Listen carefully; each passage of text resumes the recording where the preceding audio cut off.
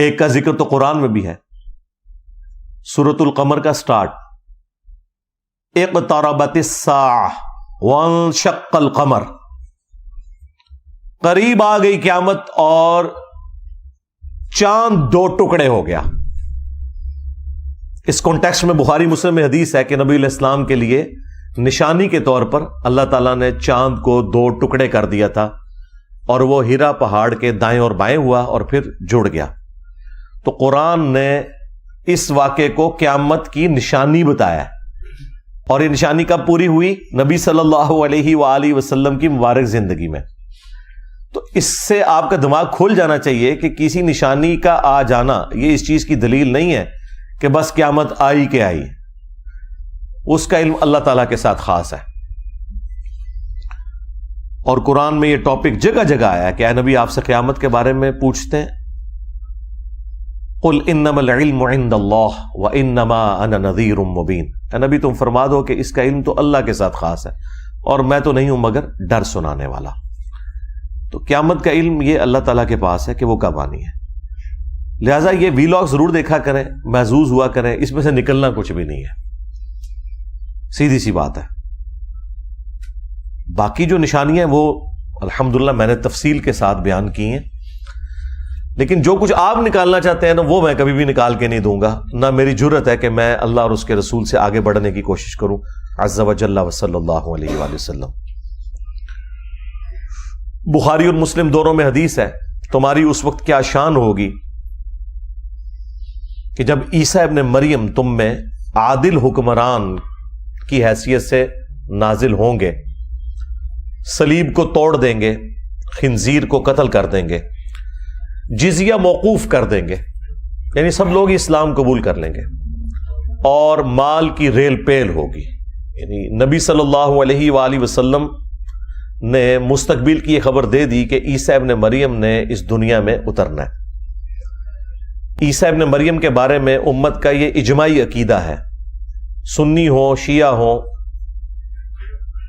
کہ انہوں نے قیامت سے پہلے اس دنیا میں تشریف لانا ہے، اور اپنے زمانے میں اللہ تعالیٰ نے انہیں زندہ آسمانوں پہ اٹھایا تھا۔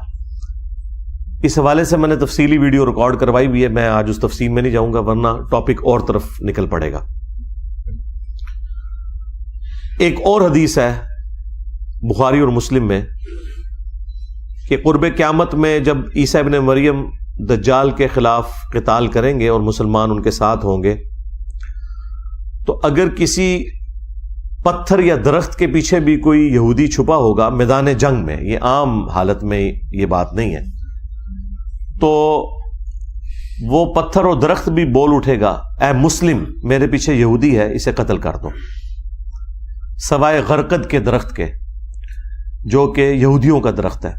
غرقد ایک جھاڑی نما درخت ہے لیکن انتہائی گھنا وہ درخت ہوتا ہے، اس میں انسان چھپ جائے تو وہ نظر نہیں آتا، وہ پناہ دے گا یہودیوں کو، باقی اور کوئی چیز پناہ نہیں دے گی۔ اور یہ بات ہو رہی ہے میدان جنگ کی، عام حالت کی یہ بات نہیں ہے کہ مسلمانوں نے یہودیوں کو قتل کرنا ہے یا یہودیوں نے مسلمانوں کو قتل کرنا ہے۔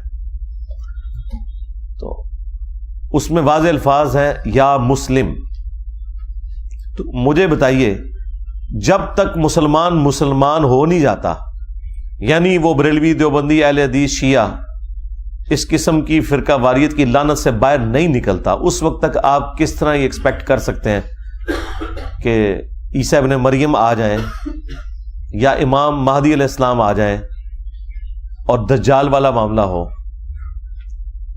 اس طرح تو نہیں ہوگا، ورنہ اگر مہدی جو ہے وہ سنی میں آئے تو شیعہ نے نہیں ماننا، شیعہ میں آئے تو سنیوں نے نہیں ماننا، اور خدا نہ خواستہ اہل حدیث میں آ گئے تو باقیوں نے کہنا ہے یہ انگریزوں کا ایجنٹ ہے۔ ٹھیک ہے، تو یہ آپ کو پتہ ہے بڑے اچھے طریقے سے۔